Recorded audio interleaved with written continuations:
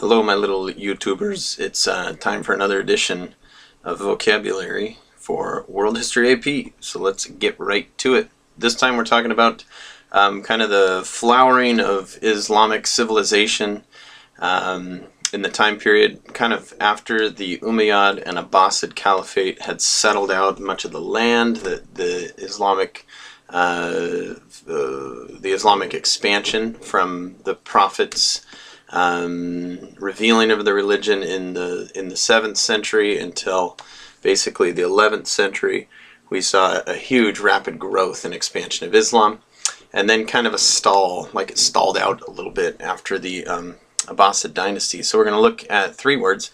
We're going to look at Buyids, we're going to look at Seljuk Turks, and we're going to finish with Crusades. And Crusades will definitely be the longest word that we look at today. So let's get right to it. First of all, the Buyids were a Middle Eastern, Persian, really, area, the Buyid dynasty. They were groups of people, they were Muslims, who came in and conquered the Abbasid Caliphate. So that was the definition. That's basically what they did. So what was so significant about this is that when the Buyids, who are non-Arab Muslims, took over the caliphate, this marked a considerable turn for Arab Muslims and the expansion of Islam. So now the caliph is controlled by an outside group. They changed the name popularly to sultans, and the West would come to know these new leaders not as caliphs but as sultans. That's probably what you've heard the name for a Muslim leader called. And this kind of is a striking difference from the Abbasid era, where Arab Muslims were still kind of in control.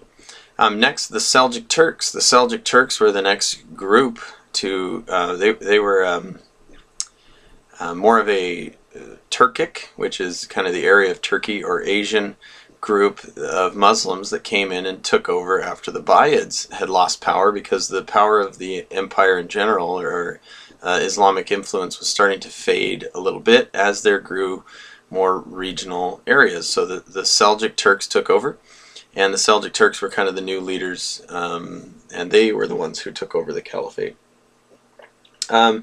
So they ruled basically the rest of what the Abbasid Empire used to be. And there was a lot of, the significant part of this is there was a lot of infighting, which means basically Muslim on Muslim fighting to see who could control this gigantic kind of Islamic region. And that's kind of the significance of both of these words, is it shows that it was kind of a fragile unity, and that more regional leaders were starting to take control. It wasn't just this big united Islamic territory anymore. They were still all mostly Muslims, and those who weren't were allowed to kind of practice their own religious beliefs, but it was less united. So that's kind of the significance of both of those words. Finally, the Crusades. So the Crusades are usually taught in a world history class from the Europeans' point of view, and we kind of look at it from both sides. So we'll look at it again when we check out medieval Europe.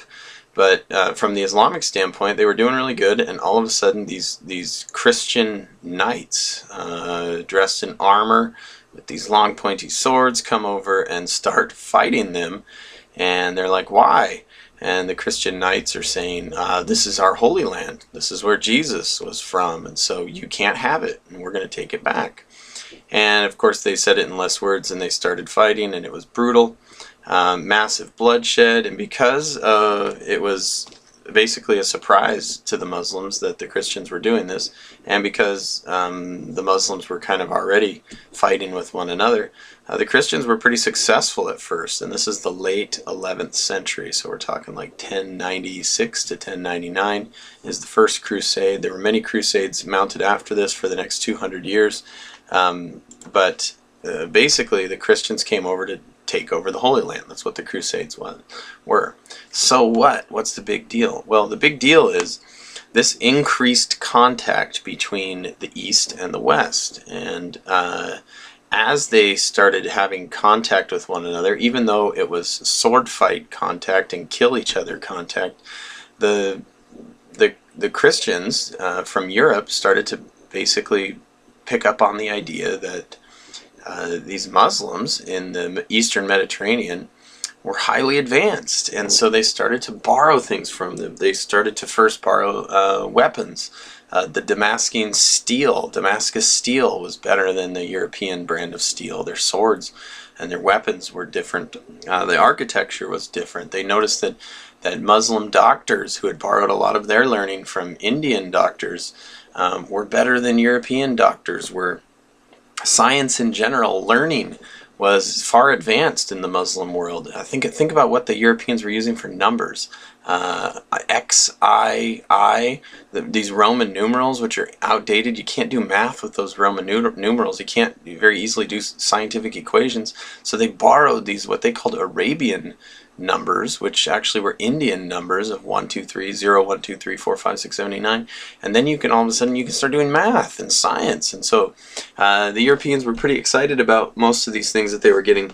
They got goods from the Middle East that they'd never had before, foods that they'd never seen before. Coffee is a Middle Eastern delight, which came to the Europeans through these Muslims. Rugs and tapestries that and many kinds of different fashionable things were being produced by these Muslim empires, which fascinated the Europeans. And so it kind of brought on, in a lot of ways, a new interest in trade and revitalized learning and artwork and culture in the Europeans, which they might never have had. The important part to remember, and I'll spend the last 10 seconds telling you this, it was a one-way trade. It went back to Europe only. The Muslims, for the most part, were uninterested in European culture, language, learning, anything. They said, eh. And the Europeans loved what they saw from the Muslims. So that's it. I'm going to sign off. Continue to be awesome.